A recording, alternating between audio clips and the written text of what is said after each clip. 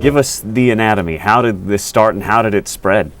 Well, one thing WikiLeaks has found this year is they've developed a media strategy to get the maximum amount of impact for the leaked documents that they have.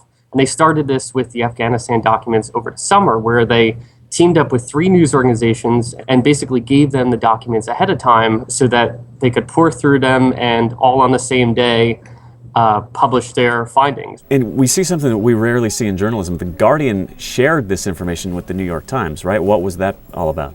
That's correct. On the previous 2 occasions with the Afghanistan documents and the Iraq documents, the Times worked with WikiLeaks. The Times was froze out this time because of some complaints from Julian Assange about the Times coverage. So this time it wasn't WikiLeaks actually giving the documents to the Times, it was the Guardian giving them to the Times. Now, a Guardian editor, their investigations editor, explained to me that the reason they did so was they were concerned that there might be an injunction against the paper, and they felt they'd be on better legal footing if the Times was also publishing simultaneously.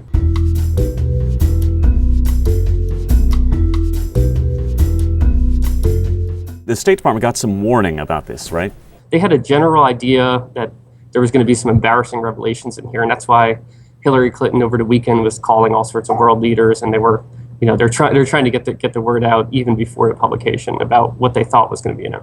Does that change the perception of WikiLeaks? They seemed rogue in the past, but now that there's this warning, do they seem less rogue? If you talk to the government, they probably still don't consider WikiLeaks a legitimate organization. But, it's possible that they do have a little bit more legitimacy because mainstream news organizations are working with them in some capacity. WikiLeaks shares the information just as any source would share information with a newspaper, and then the New York Times reporters work on it independently. So it's not like there's collusion between the two, but there is now this sort of relationship, and they've gotten so much more publicity. There's going to be 9 days of coverage in the New York Times. I can't think of a story where the New York Times is given 9 straight days to coverage.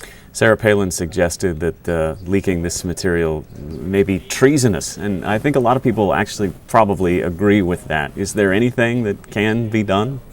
So far, no. I mean, some people have questioned the patriotism of Julian Assange. Of course, he's an Australian. He's not being an American citizen. There's a lot less that can be done. Although, a lot of people are asking these questions. Why can't we do something about it? The Obama administration clearly doesn't want this stuff out there, but they've sort of accepted the fact that if these documents are going to get put out there and WikiLeaks will publish them, that it's almost better to work with news organizations. What about that? Is there any hand-wringing going on with these news organizations? Is there any second-guessing, any suggestion that maybe we shouldn't publish this, that too much harm can be done?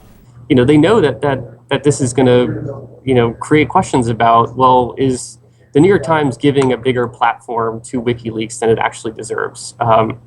Should they just let WikiLeaks do what they do and cover it?